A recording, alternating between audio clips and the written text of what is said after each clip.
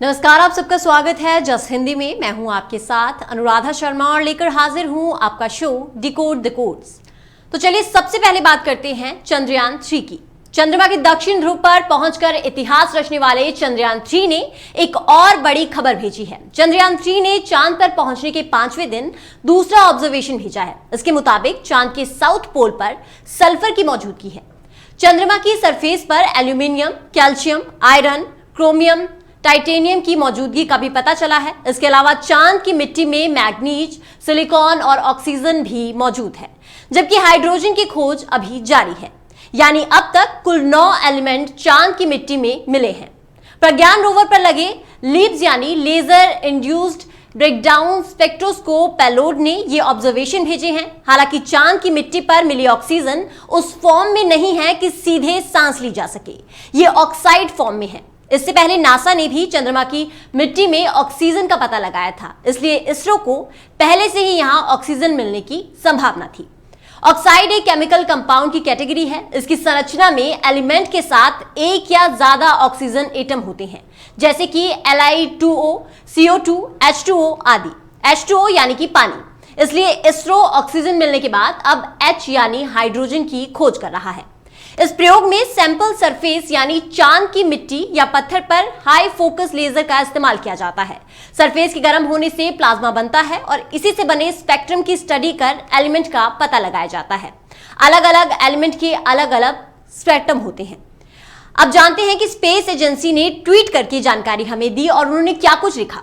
उन्होंने ट्वीट करके लिखा कि पहली बार इन सीटू मैप के माध्यम से रोवर पर लगे लिब्स उपकरण ने चंद्रमा की सतह पर सल्फर की उपस्थिति की स्पष्ट रूप से पुष्टि की है।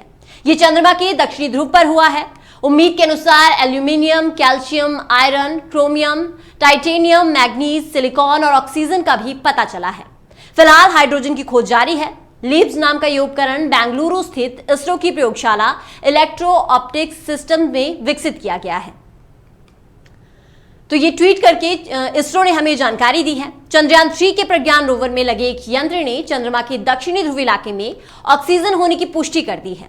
ये काम उसमें लगे पेलोड यानी यंत्र लेजर इंड्यूस्ड ब्रेकडाउन स्पेक्ट्रोस्कोप ने किया है। चांद की सतह पर चंद्रयान 3 का ये पहला इन सीटू एक्सपेरिमेंट था।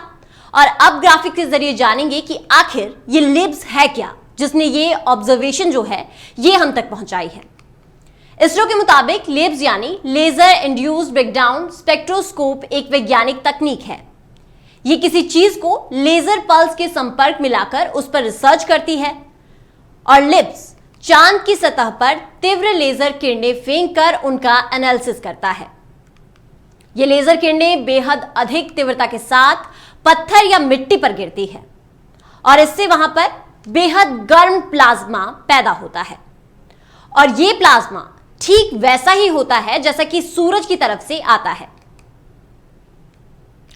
प्लाज्मा से निकलने वाली रोशनी यह बताती है कि सतह पर किस तरह के खनिज या रसायनों की मौजूदगी है और चट्टान या मिट्टी जैसी किसी चीज की सतह पर लेजर पल्स का फोकस रहता है और इसी के एनालिसिस से उस चीज या मटेरियल की मौलिक संरचना जैसी जानकारियां पता की जाती है।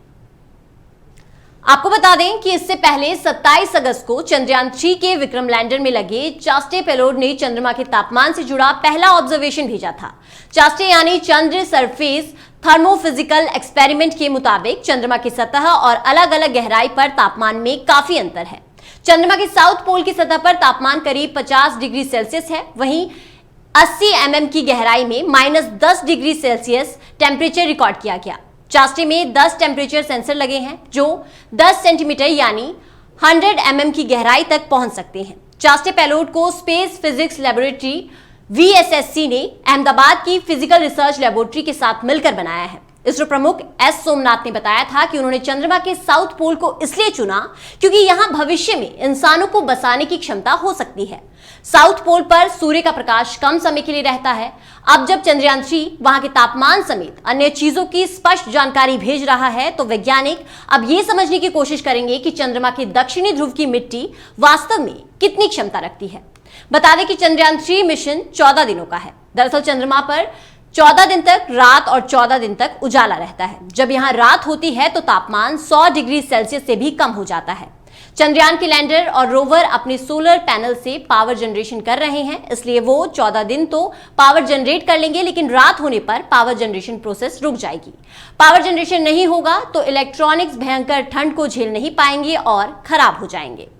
तो अब जिस तरह से चंद्रयान 3 ने यहां पर ऑक्सीजन ढूंढ ली है, इस तरह से ही हाइड्रोजन की खोज जारी है, और अगर हाइड्रोजन मिल जाती है तो कहीं ना कहीं यह बात पूरी हो जाएगी कि वहां पर जीवन सफल है। तो अब देखना होगा कि और चंद्रयान 3 चांद पर क्या कुछ ढूंढता है।